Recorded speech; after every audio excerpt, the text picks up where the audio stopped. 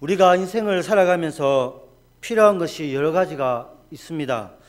그리고 상황에 따라 긴급하게 필요한 것들이 있습니다.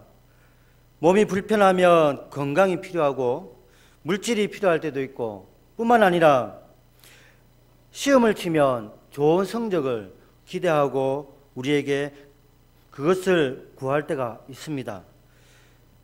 현대사회는 자본주의 경제와 물질 만능주의 사회라고 합니다. 그래서 젊은이들 중에는 경제적인 이유로 결혼을 늦게 하거나 아예 결혼을 포기한 채 살아가는 젊은이들이 많이 있습니다. 또한 결혼을 했다 하더라도 경제적인 이유로 자녀에 대한 계획을 가지지 않거나 자녀가 한 명 혹은 두 명만 낳고 그 자녀에 열심히 최선을 다하는 젊은이들이 많이 있습니다. 안타까운 것은 경제가 힘들면 힘들수록 사람들이 경제를 의지하고 그리고 경제의 영향을 많이 받으면서 살아갑니다. 쉽게 말해서 경제의 노예처럼 살아가고 있다는 것입니다. 돈을 어떻게 하면 많이 벌까? 돈을 어떻게 하면 유지하게 될까? 이거 중심으로 살아간다는 것입니다. 경제가 힘들면 힘들수록 자연스럽게 우리의 기도도 하나님 우리에게 물질을 주시옵소서 이렇게 기도합니다. 그런데 우리가 한 번쯤 생각해야 할 것이 있습니다. 그것은 뭐냐면 정말 우리에게 필요한 것이 무엇일까? 정말 우리에게 없어서는 안 될 게 무엇인가? 라는 것입니다. 성경을 보면 다양한 시대 다양한 사람들이 여러 가지를 구합니다. 한나는 자녀를 구했습니다. 세례 요한의 아버지 사가랴 역시 자녀를 간절하게 구했습니다. 다윗의 아들 솔로몬은 지혜를 구했고요. 히스기야 왕은 질병에 대한 치유하심과 생명을 구했습니다. 출애굽기에서는 광야에서 방황하는 이스라엘 사람들은 먹을 것, 입을 것, 마실 것을 구했습니다. 뿐만 아니라 사사시대에는 이스라엘 사람들이 하나님께서 자신들을 다스릴 왕을 구했습니다. 다양한 시대에 많은 것들을 구했습니다. 그러나 우리가 읽었던 오늘 본문 말씀은 그러한 먹을 것, 입을 것, 경제적인 것이 아니라 그 무엇인가를 엘리사가 구하고 있습니다. 그래서 저는 하나님의 말씀을 통해 과연 지금 이 시대에 우리 마음속에 그리고 우리가 매일매일 구해야 할 것이 무엇인지 고민하는 시간을 갖도록 하겠습니다. 여러분은 매일매일 무엇을 위해 기도하고 있습니까? 매일매일 무엇을 간구하고 있습니까? 아니, 지금 여러분에게 가장 필요한 것이 무엇입니까? 물질이 필요할 수도 있습니다. 건강이 필요할 수도 있습니다. 진학이 필요할 수도 있고 인간관계 등등 해가지고 다양합니다. 그러나 지금 내가 가장 필요한 것이 무엇인가를 생각할 때, 그리고 내가 매일매일 간구하는 것이 무엇인가 생각할 때, 우리가 구하는 것에 대해서 무엇을 구하는지에 따라 우리가 하나님 앞에 어떤 삶으로 살아가는지 짐작할 수가 있습니다. 물질을 매일매일 구하는 것은 경제를 위해 기도하고 건강을 위해서 기도하는 것, 이것은 우리의 삶에서 없어서는 안 될 것이지만, 그러나 한편으로는 정말 우리의 구해야 할 것을 잊고 살아갈 수가 있다는 것입니다. 바로 물질을 주시는 하나님, 우리에게 건강을 주시는 하나님, 우리에게 필요한 것들을 채워주시는 하나님을 잊고 살아갈 수가 있다는 것입니다. 자녀를 다 키워보면 알 수가 있습니다. 자녀에게 맛있는 걸 주면 그 자녀가 퇴근할 때 정말 사랑하는 아빠를 반기는 것이 아니라 아빠가 들고 오는 선물을 반길 때가 많이 있다는 것입니다. 저 역시도 그랬습니다. 저 역시도 시험 기간이 되면 열심히 공부를 하지만 열심히 기도합니다. 하나님, 저는 지혜가 없습니다. 공부를 잘할 수 있도록, 좋은 성적을 거둘 수 있도록 도와주시옵소서. 만약 제가 장학금을 받으면 이 모든 것들을 기부하고 헌금하겠습니다. 이렇게 기도한 적이 한두 번이 아니었습니다. 그런데 이것이 정말 하나님이 기뻐하는 기도일까? 나는 성적 때문에 하나님이 필요하지 않았는가? 나는 내 것을 채우기 위해서 하나님이 필요하지 않았는가? 한 번씩 굉장히 고민거리가 되었습니다. 그런데 정말 우리에게 필요한 것은 세상의 것이 아니라 바로 하나님 자신이라는 것입니다. 세상이 우리에게 줄 수 있는 것이 아니라 하나님 그 자체가 우리에게 선물이고 은혜라는 것입니다. 오늘 본문을 보면 엘리사가 엘리야 옆에 꼭 붙어 있습니다. 계속해서 따라다닙니다. 계속해서 따라다니면서 마침내 엘리야가 네가 원하는 것이 무엇인지 구하라고 말합니다.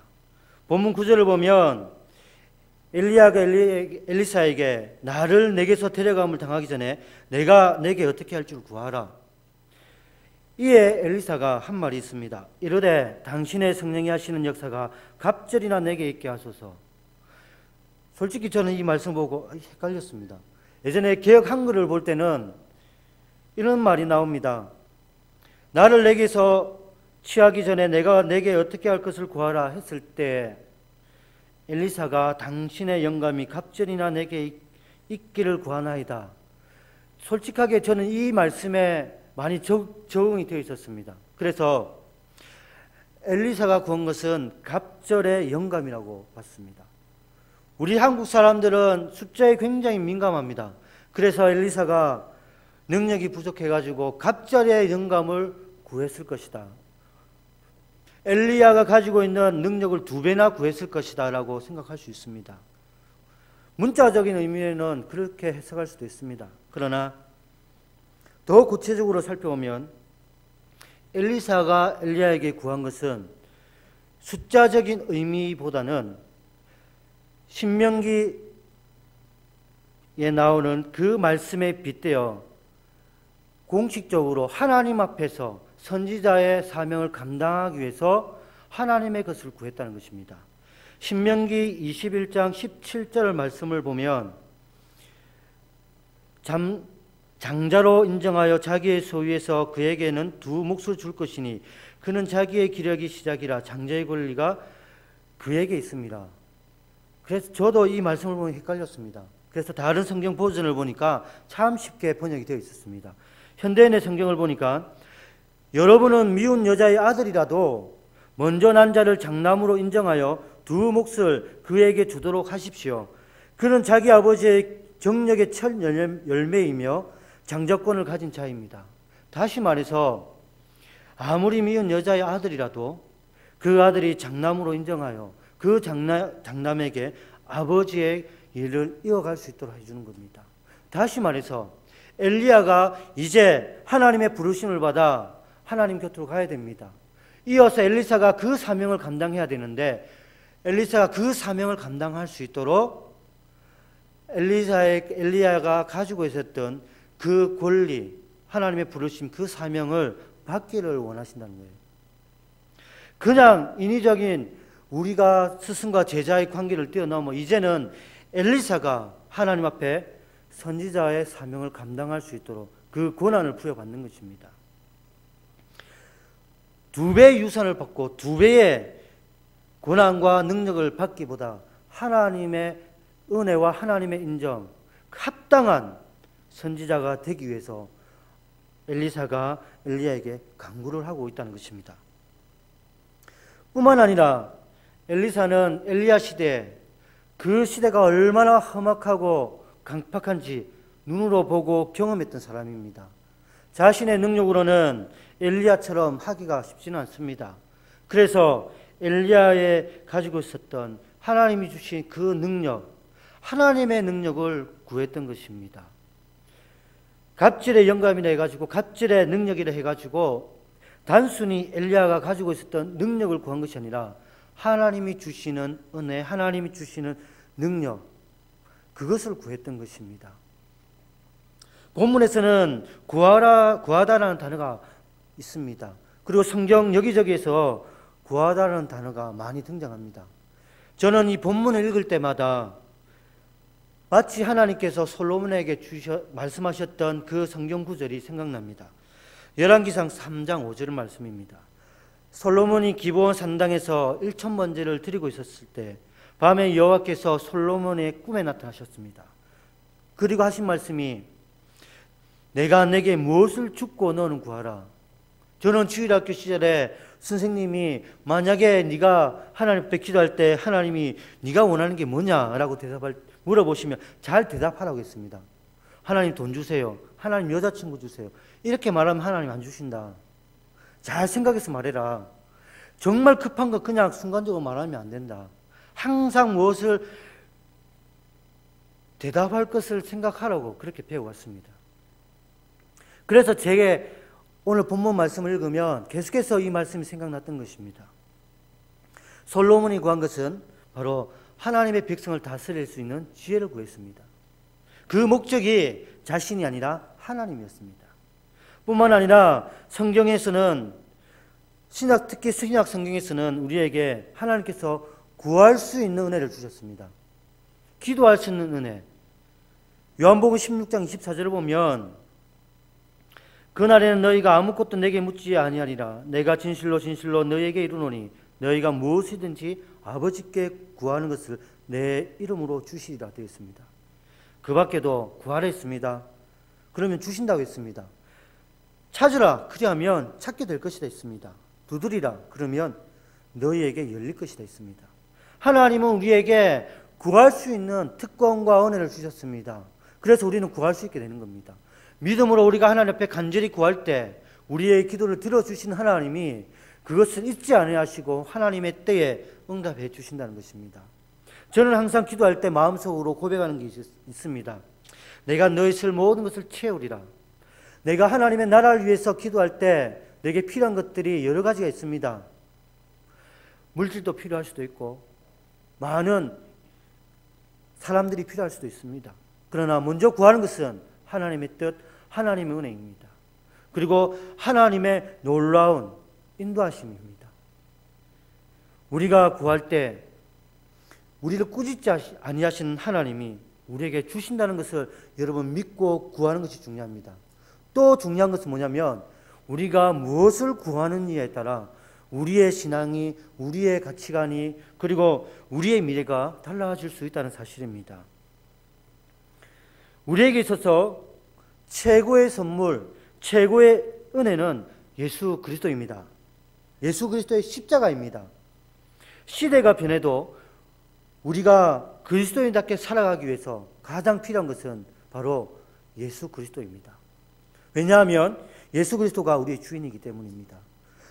하나님이 우리의 필요한 것들을 채워주시기 때문에 우리에게 가장 중요하고 가장 큰 선물은 하나님이십니다.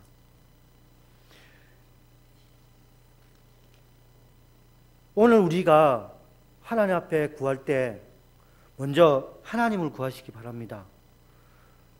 정말 우리가 생명이 위독한 상태에 있으면 살려달라고 발버둥 칠 수 있습니다. 그러나 때로는 하나님이 우리가 바라는 대로 응답되어지지 아니할 수도 있습니다. 지난주 금요일 날 김진호 선교사를 위해서 우리는 기도했습니다. 그런데 김진호 선교사님이 우리의 기도, 우리의 바람대로 되지 않았습니다. 하나님의 부르심을 받았습니다. 이 모든 것이 하나님의 뜻이라는 것입니다. 그런데 중요한 것은 하나님이 우리의 기도보다 더 큰 뜻이 있다는 사실입니다. 바로 하나님의 사역을 감당했던 그 선교사를 하나님의 품으로 데려갔다는 사실입니다. 우리는 기억할 것이 있습니다. 바로 이 세상의 삶, 이것도 중요하지만 하나님의 나라를 간다는 것, 천국의 소망을 가지고 살아간다는 것입니다. 그래서 우리가 항상 하나님을 잊지 않아야 됩니다. 하나님이 우리의 삶의 중심이 되고 하나님이 우리에게 구원이라는 것을 허락해 주셨다는 것, 그 자체가 우리에게 가장 큰 선물이라는 것입니다. 사랑하는 성도 여러분, 하나님의 은혜가 없으면 우리가 모든 것을 가졌다 하더라도, 우리가 모든 것을 얻었다 하더라도 구원을 받지 않으면 우리의 최후는 실패하는 것입니다. 모든 것을 가졌다 하더라도 마지막에 우리가 지옥을 간다고 생각해 보십시오. 그것이 즐거울 수가 있겠습니까? 즐거울 수가 있을 수가 없습니다. 마가복음 8장 36절을 보면 사람이 만일 온 천하를 얻고도 자기 목숨을 잃으면 무엇이 유익하리요? 누가복음에도 이와 같은 말씀이 있고요. 마태복음 다른 말씀에도 이와 같은 말씀이 있습니다. 우리가 살아있을 때 명예를 얻고 물질을 얻고 권력을 얻습니다. 그러나 이 세상 사람들도 알고 있습니다. 우리가 죽으면 예수님을 알지 못하는 사람도 이 모든 것이 끝이라고 합니다. 그런데 우리는 천국의 소망을 가지고 살아가고 있습니다. 그래서 우리가 가장 먼저 구해야 할 것, 그것은 바로 하나님의 은혜, 천국의 소망이라는 것입니다. 제가 있었던 교회 중에 한 교회는 주일날 공적인 예배에 찬송가 한 곡만 20년 동안 불렀다고 합니다. 예수 사랑하심은. 물론 저는 찬양 연사가 없기 때문에 아직 1년 10개월 있었지만 가사를 다 못 외웁니다. 근데 제가 물어봤습니다. 목사님 왜 이 찬양만 하십니까? 라고 물어봤는데 할머니들이 많이 나오는데 예수 믿지 얼마 되지 할머니들이 치매에 걸리거나 아니면 정말 믿음이 별로 없어가지고 교회 다닌 지 얼마 되지 않아 하나님을 제대로 믿지 않을 때 그 순간 찬양 한 곡이라도 부를 수 있도록 그래 20년 동안 한 곡만 불렀습니다. 예수 사랑하시면. 그런데요 진짜로 그런 일들이 일어납니다. 몇 년 동안 섬겼던 교육자는 알지 못하지만 치매에 걸린 그 어르신들이 이 찬송을 부르고 있습니다. 병원에 가니까 이 찬양을 알고 있더라고요. 그래서 20년 동안 이 찬양을 부르구나. 그때 깨달았습니다. 우리가 살아갈 때에 그리고 우리가 매일매일 매 순간 하나님을 고백할 수 있는 그리고 천국의 소망을 가지고 하나님을 부인하지 않는 것 자체가 어쩌면 우리에게 큰 은혜라는 것을 기억하십시오. 물질은 사라질 수 있습니다. 그러나 우리의 신앙 고백은 영원하다는 것입니다. 조금 더 체계적이고 구체적으로 왜 우리가 하나님의 은혜를 구해야 되는지 살펴보도록 하겠습니다. 우리가 하나님의 은혜를 구해야 하는 첫 번째 이유는 우리가 예수 그리스도를 믿음으로 구원을 받았기 때문입니다. 하나님이 우리에게 주신 최고의 선물, 그것은 바로 우리가 하나님의 구원받은 백성이고 하나님의 자녀가 되었다는 사실입니다. 뿐만 아니라 우리의 인생의 가장 큰 문제 역시 구원의 문제입니다. 여러분, 혹시 여러분의 자녀가 여러분의 가족 중에 아직까지 예수를 믿지 않은 가족이 있다면 여러분 가장 먼저 하는 기도가 바로 그 기도일 겁니다. 하나님, 내 자녀, 내 가족이 예수님 믿게 해달라고. 모든 식구들이 하나님 앞에 나와 함께 예배드리고 특히 지금은 특별 새벽 기도입니다. 온 가족이 나와 함께 자녀들과 예배드리는 것이 가장 큰 행복입니다. 26년, 30년 동안 남편을 위해 기도하는 권사님을 봤습니다. 항상 구원 이야기 나오면 눈물을 흘립니다. 심지어 청소년들 중에 복음을 전하다 보면 믿지 않은 부모님 생각하며 눈물을 흘리며 기도하며 가슴 아파하는 친구도 있습니다. 그 친구에게 있어서 가장 큰 기도 제목은 바로 믿지 않은 가족들이 믿는 것입니다. 그래서 우리에게 가장 큰 은혜, 가장 먼저 구해야 될 것, 그것은 바로 우리가 하나님 앞에 구원받은 백성, 우리의 가족이 하나님 앞에 구원받은 백성이 되어야 된다는 사실입니다. 두 번째로 우리가 하나님의 은혜를 구해야 할 것은 우리가 하나님의 백성, 언약의 자녀답게 살기 위해서 하나님의 은혜를 구해야 합니다. 우리가 예수 그리스도를 믿게 된 것, 우리가 하나님을 아버지라고 고백하게 된 이 모든 것들이 하나님이 우리에게 주신 은혜임을 기억하십시오. 뿐만 아니라 날마다 우리가 하나님 앞에 나올 수 있는 것 역시 하나님이 우리에게 은혜를 주시고 인도해 주셨기 때문에 우리가 하나님을 찾게 된 것입니다. 우리 스스로는 하나님을 스스로 믿을 수가 없습니다. 우리 스스로는 하나님을 고백할 수 없다는 것입니다. 성령의 은혜가 있었기 때문에 우리가 하나님을 아버지라고 고백할 수 있게 되었고 성령의 은혜가 있었기 때문에 말씀을 읽을 때 감동이 있게 되고 깨닫게 된다는 것입니다. 그런데 우리는 이러한 하나님의 은혜를 너무 쉽게 생각해 버립니다. 당장 우리의 필요한 것들을 기도하게 되고 당장 우리의 필요한 것들을 놓고 가슴 아파하고 있다는 사실입니다. 그러나 하나님은 우리의 필요한 것들을 다 알고 계십니다. 우리의 필요한 그때에, 적당한 때에 하나님의 방법으로 응답해 주신다는 사실을 기억하시기 바랍니다.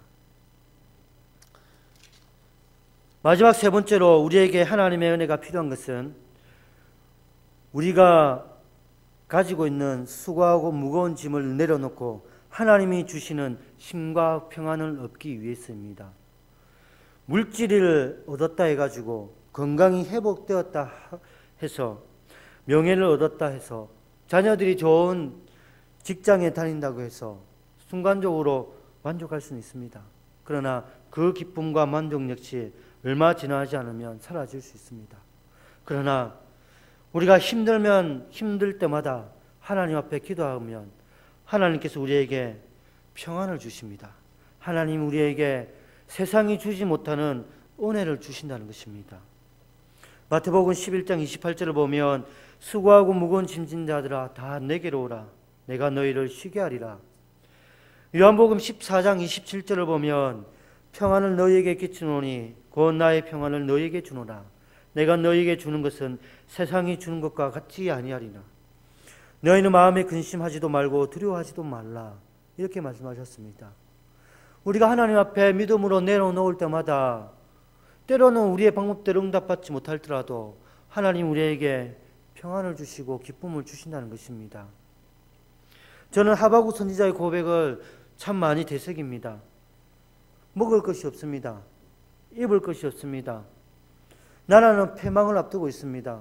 세상은 엉망진창입니다. 소망이라는 것은 보이지가 않습니다. 희망이라는 것은 그 어떤 사람들에게도 보이지 않습니다. 절망 가운데 있습니다.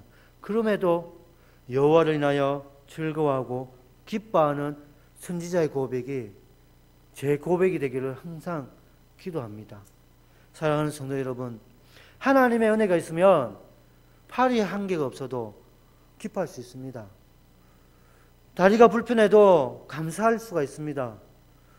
가난해도 먹을 것이 없어도 집이 춥고 내게 너무 초라한 것만 가득해도 절망이 아니라 희망으로 넘칠 수가 있다는 것입니다. 그래서 우리는 하나님을 구해야 되고 하나님의 은혜를 구해야 한다는 사실입니다. 우리가 진정으로 하나님의 자녀답게 살기 위해서는 먼저 하나님의 은혜가 우리 마음에 가득할 때 감사가 넘치게 되고 기쁨과 은혜가 넘치게 된다는 사실입니다. 바라옵기는 우리의 얼굴에 미소가 넘치길 바랍니다. 우리의 언어 속에서 감사와 찬송이 넘치기 바랍니다. 비록 세상이 우리를 욕한다 하더라도, 비록 우리의 삶이 힘들다 하더라도 하나님 때문에 즐거워하고 하나님 때문에 기뻐할 수 있는 이 시대에 하나님이 찾으시는 믿음의 자녀들이 되기를 간절히 소원합니다.